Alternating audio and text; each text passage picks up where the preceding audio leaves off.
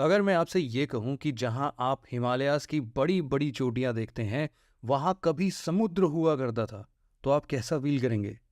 Weird, right?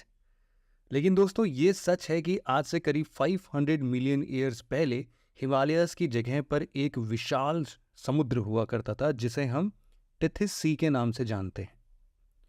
Himalayas जितना बड़ा है उससे कहीं बड़ी और कॉम्प्लेक्स इसकी हिस्ट्री है। आज के इस वीडियो में हम हिमालयाज के इसी कॉम्प्लेक्स जियोलॉजिकल ओरिजिन को समझने की कोशिश करेंगे। लेकिन इससे पहले आइए देख लेते हैं कि हिमालयाज का हमारे लिए क्या इंपॉर्टेंस है। असल में देखा जाए तो हिमालयाज का लोकेशन भारत के लिए किसी वरदान से कम नहीं है। हिमालयाज की वजह से ना सिर्फ हमें नॉर्थ पोल से आ रही चिली साइबेरियन विंड से प्रोटेक्शन मिलती है, बल्कि मॉनसून से सब कॉन्टिनेंट में होने वाली हेवी रेनफॉल में भी हिमालयाज अहम भूमिका निभाता है। इसके अलावा हिमालयाज इंडिया के लिए चाइना के अगेंस्ट एक फॉर्मिडेबल फिजिकल बैरियर की तरह भी काम करता है। और सिर्फ इतना ही नहीं, हिमालयाज में पाए जाने वाले वाटर स्प्रिंग्स और ग्लेशियर्स फ्रेश वाटर के इम्पॉर्टेंट सोर्सेज हैं। लेकिन हाल ही में पब्लिश्ड एक रिपोर्ट के अनुसार तेजी से हो रहे क्लाइमेट चेंज की वजह से नेक्स्ट कुछ डिकेड्स में हिमालयन ग्लेशियर्स 75% तक मेल्ट हो जाएंगे और हिमालयस के आसपास के रीजन्स में डिजास्ट्रस फ्लड्स देखे जा सकते हैं, जिसका आप अभी भी एग्जाम्पल्स देख सकते हैं। हिमालय की इस प्रेजेंट कंडीशन के बारे में जानकर आप अब ये सोच रहे होंगे कि आखिर हिमालयन रीजन में क्लाइमेट चेंज का इतना बड़ा इम्पैक्ट कैसे पड़ सकता है। इन सभी एस्पेक्ट्स को जानने के लिए हमें हिमालयन और उसके ओरिजिन के बारे में जानना होगा। लेकिन इससे पहले कि हम हिमालयस का कॉम्प्लेक्स जियोलॉजिकल हिस्ट्री समझें, आइए ब्रीफली समझने की कोशिश करते हैं कि आखिरकार माउंटेन्स फॉर्म कैसे होते हैं। माउंटेन्स कई तरीके के होते हैं, जैसे कि volcanic mountain, fold mountain, plateaus के फॉर्म में, फॉल्ट, ब्लॉक और dome shaped mountain.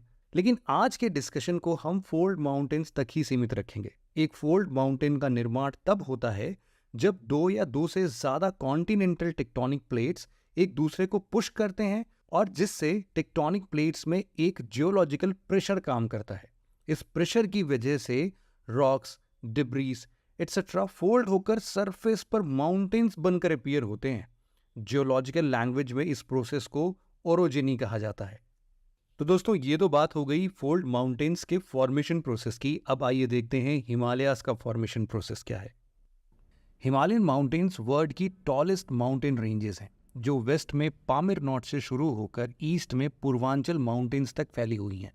Himalayan mountains कोई एक माउंटेन नहीं है, बल्कि कई सारे माउंटेन रेंजेस का एक ग्रुप है, जिसमें trans Himalayas, greater Himalayas, lesser Himalayas, outer Himalayas और पूर्वांचल हिमालयास शामिल हैं। ट्रांस हिमालयास को हम लोग फर्दर बाइफरकेट कर सकते हैं काराकोरम, लद्दाख, कैलाश और जस्कर रेंजेस में। हिमालयास के फॉर्मेशन पीरियड में लगे समय के बारे में जियोलॉजिस्ट का कहना है कि हिमालय केवल एक ही बार में फॉर्म नहीं हुआ है, बल्कि इसके फॉर्मेशन एंड डेवलपमेंट में एक लंबा समय लगा है, जिसे हम डिफरेंट फेजेस में डिवाइड कर सकते हैं। हिमालयन रेंजेस का फॉर्मेशन इंडियन प्लेट और यूरेशियन प्लेट के कोलिजन से हुआ है। असल में क्रिटेशियस पीरियड में इंडियन प्लेट गोंडवाना लैंड से अलग होकर नॉर्थवर्ड ड्रिफ्ट करने लगा और आगे चलकर इंडियन प्लेट का यूरेशियन प्लेट के साथ कोलिजन हुआ, जिसमें इंडियन प्लेट टिथिस सी में सबडक्ट हो गया और टिथिस सी का फ्लोर अपने सारे सेडिमेंट्स के साथ राइज होने लगा। इंडियन प्लेट के कांस्टेंट नॉर्थवर्ड मूवमेंट की वजह से सेडिमेंटेशन और प्रेशर दोनों बढ़ता गया और सी फ्लोर के सेडिमेंट्स की लेयर्स फोल्ड होकर राइज होने लगी और इस तरह हिमालय माउंटेन्स राइज होना स्टार्ट हुआ। हिमालयन फॉर्मेशन के फर्स्ट फेज में ट्रांस हिमालयास और ग्रेटर हिमालयास का फॉर्मेशन हुआ। जैसा कि हमने पहले बताया कि हिमालयन माउंटेन्स का फॉर्मेशन टिथिस सी के फ्लोर के राइज करने से हुआ है।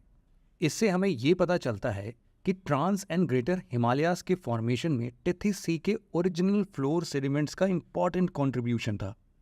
असल में काराकोरम रेंजेस में पाई जाने वाली सेडिमेंट्स का कलर ब्लैक होने के पीछे टिथिस सी में पाए जाने वाले लिविंग क्रिएचर्स को माना जाता है, जो अंडर एक्सट्रीम प्रेशर और सेडिमेंटेशन के कारण ब्लैक फॉसिल्स में बदल गए और इस वजह से ट्रांस हिमालयास के ज़्यादातर माउंटेन्स ब्लैक अपीयर होते हैं। इसके अलावा ट्रांस हिमालयाज रेंजेस में ग्लेशियर्स के वास्ट रिजर्व्स भी शामिल हैं। वर्ल्ड की सेकेंड हाईएस्ट पीक और इंडिया की हाईएस्ट पीक K2, जिसे हम गॉडविन ऑस्टिन के नाम से भी जानते हैं, ये पीक भी ट्रांस हिमालयाज में ही लोकेटेड है। इन माउंटेन रेंजेस की एवरेज हाइट 3000 मीटर और एवरेज विड्थ 40 किलोमीटर्स है। ट्रांस हिमालयाज का ज़्यादातर पार्ट तिब्बत रीजन में आता है और इंडिया में ये मेनली जम्मू एंड कश्मीर और लद्दाख रीजन में फैला हुआ है।